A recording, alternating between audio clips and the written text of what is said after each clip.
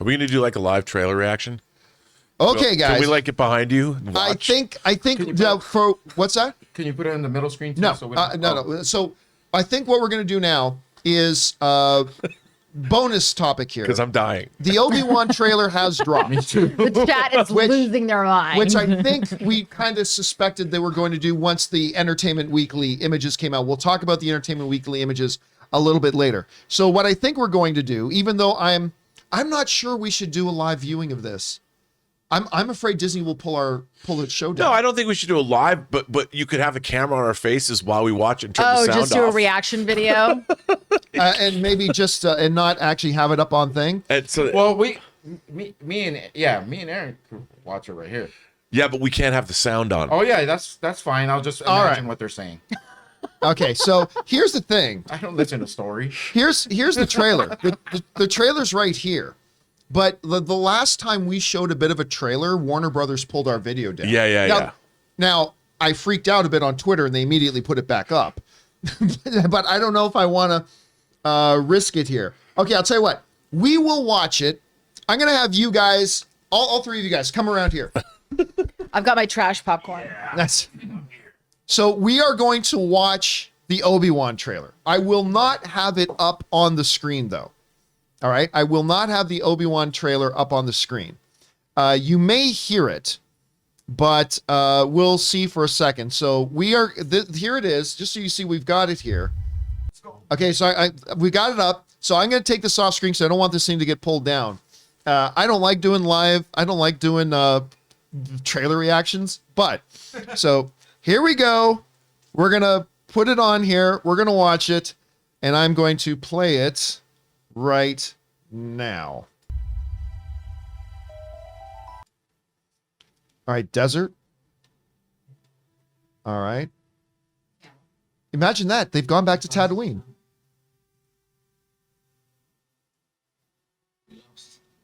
Ooh, I like that. We lost.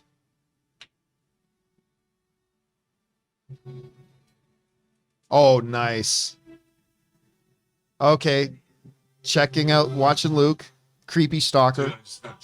Oh, Duel of the Fates. Yeah. Okay, Duel of the Fates.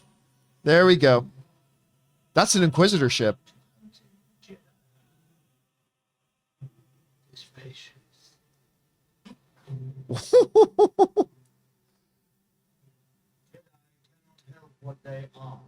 Ooh, who's that?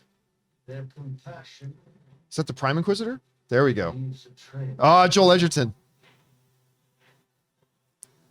The Jedi code is like a ditch. Okay.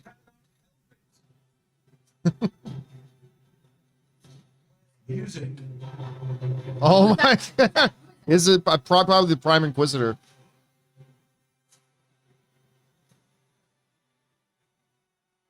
All right.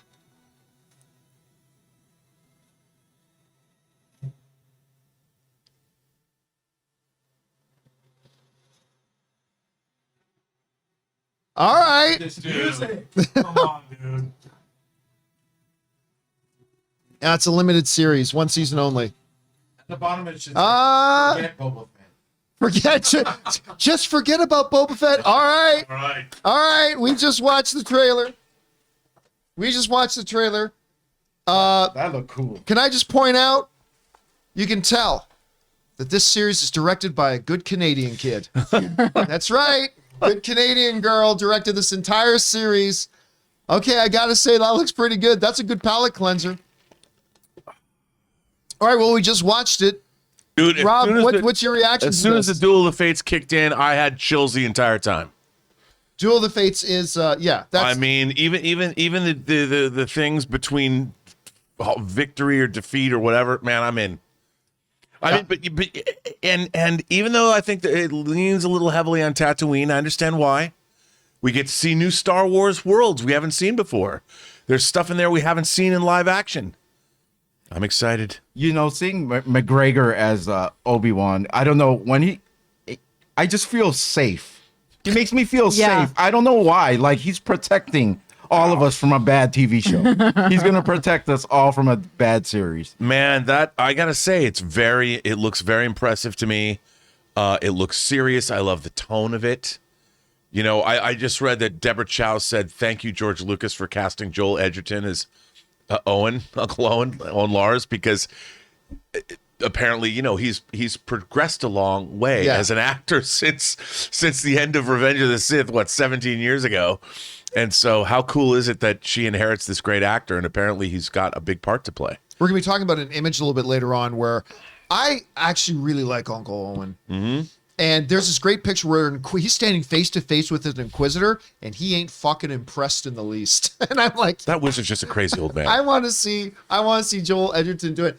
Aaron, you just saw the Obi-Wan trailer. What did you think of it? I mean, I thought it was really cool that they shot it on Arrakis. You know, that was great. There you go. That's like, you know, like we're totally different worlds, but using the same locations. So I feel like Arrakis is going to be kind of like the new Vancouver for Hollywood. So that was pretty cool. No, I'm really excited. I agree with Ray. Ewan McGregor.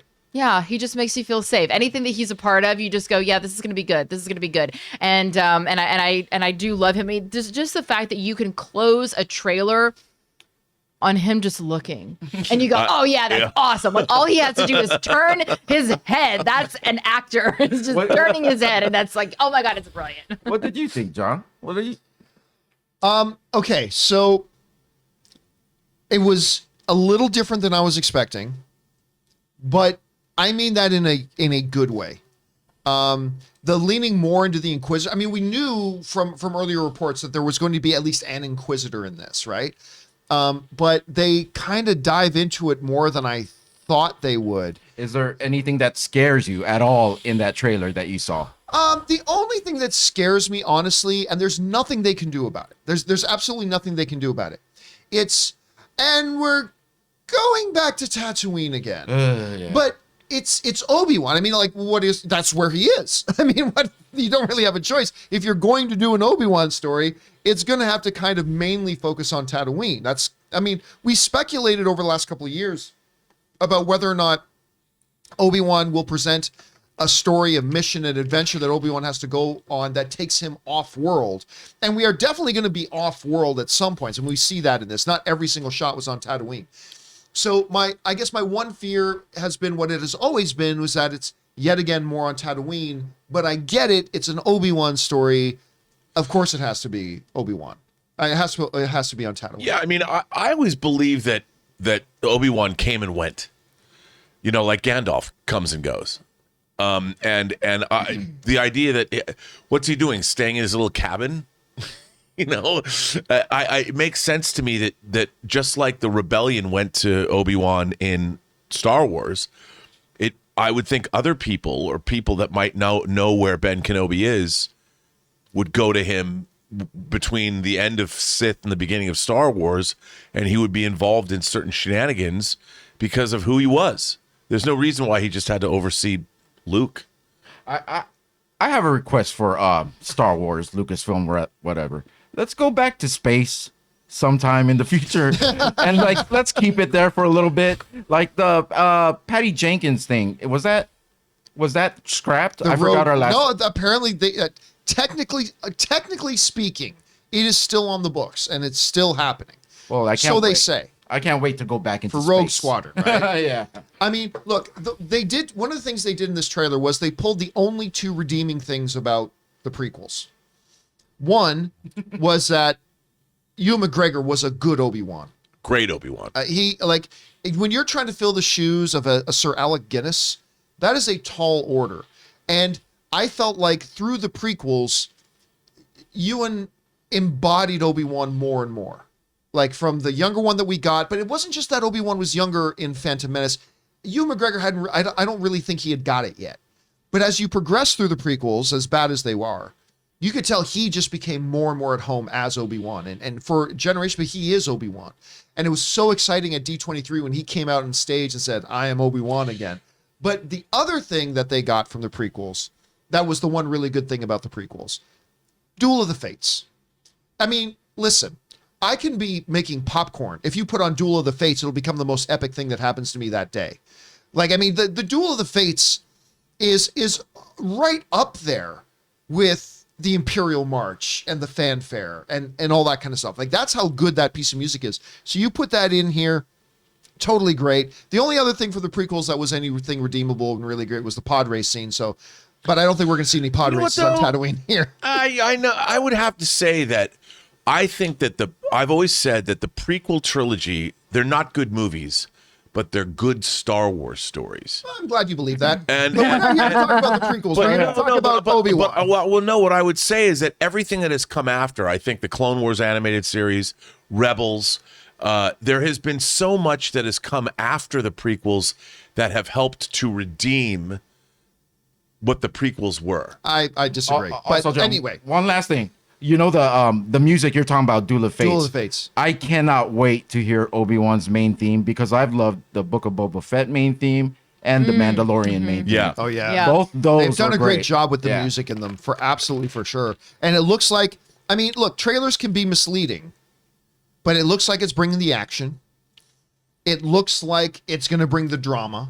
I tell you what, the best moment in this trailer to me, and I'm going to see if I can find it here, but the best moment of the trailer to me was not seeing the Inquisitors, not seeing space. The best moment for me that made my heart flutter was him looking through the binoculars and seeing young Luke. Yep. A young Luke who is sitting on that iconic little hovel. And you can already see this is a child who's already looking to the stars. He's sitting on there. He's pretending he's pod racing. He's got the Annie goggles on. Like, this shot to me was the one that really made my heart palpitate. I love that shot. I really think this is a watershed moment for Star Wars as well. I mean, coming off of the less than satisfying Boba Fett, and we've got the Mandalorian that people like, but this is a touchstone all the way back to the original Star Wars with Ben Kenobi, Obi-Wan Kenobi. This is the heart, one of the beating hearts of what the Star Wars franchise is all about. They better stick the landing on this one, man. Because if they don't, I think this has the potential to seriously damage the brand. There was a lot of red lightsabers in that trailer too. I know. There wasn't a lot of light ones. I mean, I'll tell you this. This is a shot in the arm that Star Wars really needed. Going into its 45th anniversary, it opens on the 45th anniversary of the original film. If this sticks the landing, John, I mean, this is a franchise polisher right here. This could bring a luster back to Star Wars that we haven't seen. I mean, The Mandalorian was great, but The Mandalorian still was kind of treading water. It was bringing Star Wars back up to where we always thought it was anyway. But this could take it to new heights that we haven't seen in a long time. Here's the one thing, Ray, you were asking a little bit earlier, something that I might be afraid of. Okay, here's something I'm afraid of. Uh-oh. Going back to a Star Wars show I really like, Rebels. I really liked Rebels. I'm one of the few people, I preferred Rebels over Clone Wars by several factors, actually. But that's just me. But I loved Rebels. But I remember going into one of its latter seasons. They put out the trailer for the upcoming season, and they show that there's this fight between Darth Maul and Obi-Wan Kenobi on Tatooine. And I'm like, oh, hell yes. And then we went through the season, we're waiting for it, and then episode after episode passed, didn't happen. Then finally we came to the episode where it was going to happen. Here it is. They've been promising this the whole season. They've marketed it. This is the thing. It's going to be the big the rematch between Darth Maul and Obi-Wan Kenobi. Here we go. Block, stab, done. And it was like, I've been waiting 4 months for that.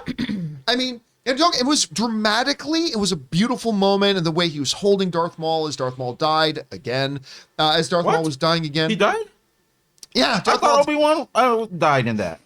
No. He should have. No, yeah, well, maybe he should have. It's a good thing they didn't. But I mean, so my one fear would be, because Ray, you're saying, man, there's a lot of red lightsabers. My one little fear, and it's only because of what happened with Rebels, would be that we go through this whole season, because now I wasn't going into Obi-Wan thinking, I got to see a lot of lightsaber fights. I wasn't thinking that at all. But I am now. Mm-hmm. After watching that trailer, now I want to make sure we get some good and my only fear is that they'll disappoint us on that. I hope they don't. There should be no fears. This has been in the works for the longest time. It won't suffer from what Boba Fett suffered from, which I think still till this day was like a knee-jerk reaction release, right? Like, we didn't hear about Boba Fett at all this series, so. Look, I think this trailer does what a great trailer does, is it makes you excited about seeing the show. It absolutely And does. I think from that perspective, it was a great trailer. It's very intriguing. It looks like it provides the same thrills we all want from Star Wars. And it does look like we go into space a little bit, because I am so tired.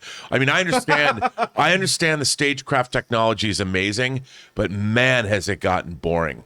The locations, we're in a giant universe full of thousands of planets, and to be stuck on Tatooine or Jakku or whatever. I mean, come on, man. Let's go back to Bespin. or somewhere we've never been. Yeah, let's take us to a place we haven't gone. But you're right. The main job of the trailer is to, wherever your excitement level is, bump it up a few notches. You got me. They That got did me, it. John. They Did got it say me. a release date at the end of it? That's a good It's question. May, it's May 25th. Well, oh yeah. Yeah, we already May knew that. 25th. that's Yeah, right. we already knew that. Yeah, May 20th. Hold a second. I mean, every time I want out, they pull me back in. Yeah, every time I want. Hold a second. Dude, I already saw Hot Toys I want to buy from this show, and that's really pretty much the most important thing. I mean, yeah. I mean, this. It looks sharp. It looks great. It had the drama.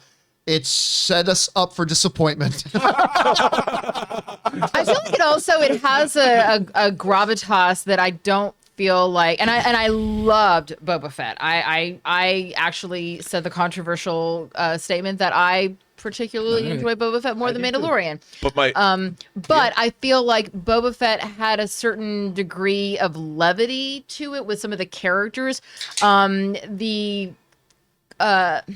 I don't know. This seems a little bit more, dare I say, adult. Mm-hmm. You know, it just seems like it's not as visually stimulating as Boba Fett in the world of funny characters with, you know, like the pantyhose heads and, you know, Twi'leks. That's what they're called. those things. Yeah. I just feel like this is a little bit more, I don't know. It just felt, it felt heavier. It felt deeper, felt a little bit more grounded, and a little less fantasy and a little bit more, wow, this actually could be real.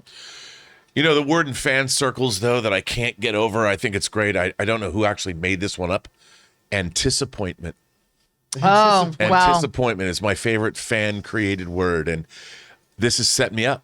I just want to say, you know, on one hand, I am set up for some really, really quality anticipantment from this trailer. Yeah. I mean, look, all I'm going to say is this trailer, once again, proves when you get a Canadian to direct things, it just turns out better. How do you explain Star Trek V? Ouch. Sorry. By that point, he had his American citizenship. I love, you know, everyone knows I love Bill Shatner. By the way, he's going to be 91 on March 22nd. Yep. 91. Wow. I said what you just said reminds me about when there was the Olympic gold medal hockey game a couple of Olympics ago was coming up, and it was USA versus Canada, and it said somebody on the American team wrote on Twitter and tagging the Canadian team saying loser has to take Bieber. and then one of the players from the Canadian team wrote back, "You broke him, you keep him." You break it, you bought it. Which, by the way, Ann just went to a Bieber concert last night or 2 nights ago, and she just said it was one of the best shows she's ever been to. Of course it is. He's a great showman. He's very talented. Yeah, good for Biebs. Leave him alone. And by the way, everyone knows William Shatner is my favorite, you know, my favorite Singer? iconic. One of my favorite singers, yes, absolutely. His album. But I mean, William Shatner's career is one of the great careers in all of entertainment history. One more And question. you know what? Part of it was because he had American citizenship. One more question. Is Mandalorian season 2 out this year? Is this the only Star Wars series we're getting this? I believe it's. Is it not? I thought they said. I it was think around we're Christmas getting time Mando again? season 3 in December. Yeah, I Are we think not? it's, Or yeah, I think season it's 3, I'm December this sorry. year. Yeah. Okay. So I was about to say this would be the last Star Wars series we get for the rest of the year. Better be damn good then. Yeah. All right. Question is, guys. I'm sure we'll talk about this more tomorrow as well. But the question is, guys, did you have a chance to see this Obi-Wan trailer? We've only watched it the once. We might dissect it a little bit more tomorrow. Question is, what did you think about it? Whatever you thought, jump on down to the comment section below and let us know your thoughts. Hey guys, we want to take a second and thank a sponsor of today's video, the good folks at Manscaped. You know, I was in the shower the other day and I looked down and I thought, my goodness, the boys look fantastic.